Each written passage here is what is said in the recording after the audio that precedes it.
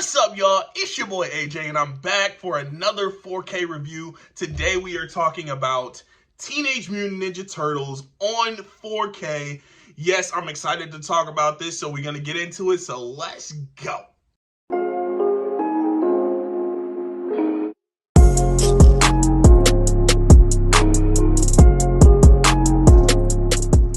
I'm going to preface this video by saying this. I'm not the hugest fan of this film. I do like Teenage Mutant Ninja Turtles as a franchise. I watched the TMNT series as a kid, the 2000s one. So I'm pretty familiar with the franchise, but I've never been gung-ho about the franchise. I like it. But when it comes to the 2014 version, I did watch it back when it came out in 2014, and I don't really remember liking it all that much. But last year, when Mutant Mayhem came out, I rewatched the 2014 version, or the 2014 film, and I liked it a little bit more than I remembered, but I still didn't love it. Rewatched it for this 4K review, and I'm liking it even more. So it's kind of growing on me. Still not perfect, still not fantastic, but I can safely say that I like the movie. I don't love it. All right, we're gonna get into showing off the slipcover. So this 4K came out last year in 2023. The film came out in 2014, so the 4K came out long after the movie actually released. Here, get a little bit of a closer look at the slip there. And yeah, and that's what the case looks like. And the discs don't have art on them, it's just the logo. So that's the 4K right there.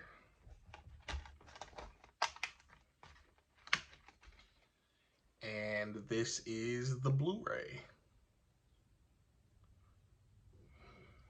So you got the back here, and it shows the special features and all that. Special features include In Your Face, the Turtles in 3D. It Ain't Easy Being Green, Evolutionary Mashup, Turtle Rock, Extended Ending, Shell Shocked music video, and then Making of Shell Shocked. So it has some special features on here. I don't believe there were any added for the 4K. This is just whatever came with the Blu-ray as well. So that is the 4K there. So let's get into the transfer. Let's talk about that. So I find this film to be very inconsistent.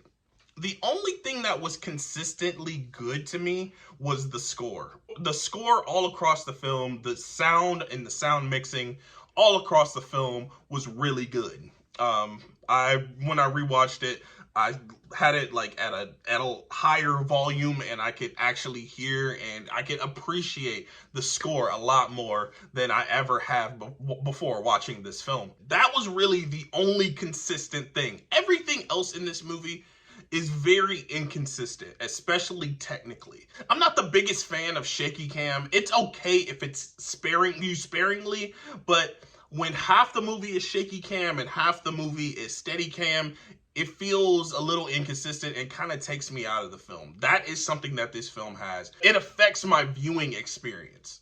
And that's just how the film is shot. That has nothing to do with the actual transfer. So getting into what the actual transfer is like, I think it's pretty dark. And I say that because it has a lot of dark sequences. And when it is, it's very hard to see certain things that are happening. And I think partially it's on purpose, partially it's not meant to really be that way. The Turtles primarily work at night because they're trying not to be seen by the general public and things like that. So I understand why those things are nighttime and you can't see everything as well as, you know, if you are seeing them in the daytime. But there are some sequences that are so dark where I'm like, I can't see that. Like, I want to see what's happening. I get that it's nighttime. I get they're inside somewhere that doesn't really have any lights, but I would like to see what's happening on my screen.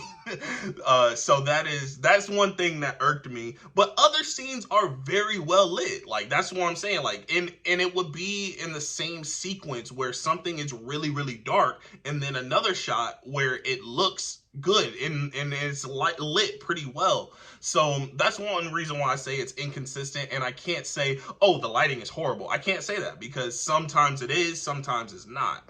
So that's one thing that bothers me a little bit with this film, and it's just the 4K. The Blu-ray has a lot better lighting, in my opinion, and it's more consistent throughout the entire film. So that is one strike against the 4K versus the Blu-ray. Like I said, another thing is the shaky cam and the steady cam. It's like half and half. Same with the lighting. Another thing is the colors. Sometimes the colors are great in this film. Sometimes they are spectacular. And other times it feels a little oversaturated.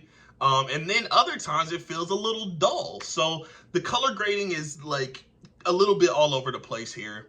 What I will say about this 4K is it is very well done as far as the resolution and what's being seen on screen. It is very, very, very crisp. I'm gonna say this right now. I do not like the design of the turtles. I was on the fence about this for a while, and then rewatching it this last time, I do not like the design of the turtles in this movie.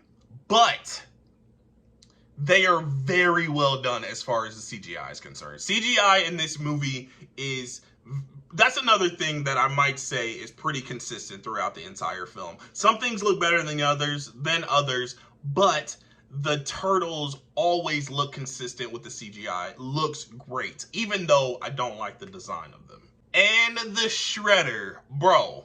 The Shredder in this movie is so raw. Yo, when it comes down to the suit, when it comes down to the actor and like the demeanor of Shredder, he's big, he's intimidating, his armor is like, it's very intimidating as well.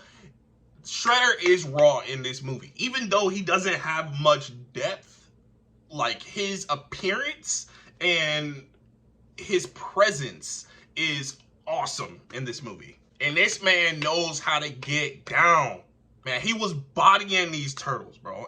But that has nothing to do with the 4K. Just when this man Shredder was on screen, I really, really enjoyed Shredder in this movie. And Master Splinter looks okay. The CGI is good, but like this design again is just, I just don't like the design for the turtles or Master Splinter very much in this movie. That's just me, a personal preference. I really don't know how everybody else feels about the designs of these characters, but I just don't really care for them. So all in all, I will say this is a decent upgrade. I saw this in disc replay for like $7.99. It's worth $7.99. If you can find this on sale somewhere, it's not a bad pickup. And I didn't own the Blu-ray for this. I didn't own DVD or Blu-ray for this, so it wasn't even really an upgrade for me. It was just me buying the film. And it's not a bad pickup, even if you're trying to upgrade. If you can find it for cheap, I know Best Buy was selling it for like $11.99. That's not even a bad price for this. But, you know, I wouldn't go out and pay like $20, $25 for it. But if you can find it on sale somewhere, I would get it, even if you're upgrading it from Blu-ray to 4K, because like I said, it is very, very crisp. It looks really good. It's just a little inconsistent with the color grading and the shadows and the lighting. So that is my 4K review of the Teenage Mutant Ninja Turtles 2014 film from Paramount. Let me know down in the comments what you think about this 4K. What 4Ks I should review next that I own. Follow me on socials: Instagram, Twitter, Letterboxd, Twitch, AJREACTS2, all across the board, all one word. Thank you for watching, and I will catch you guys next time.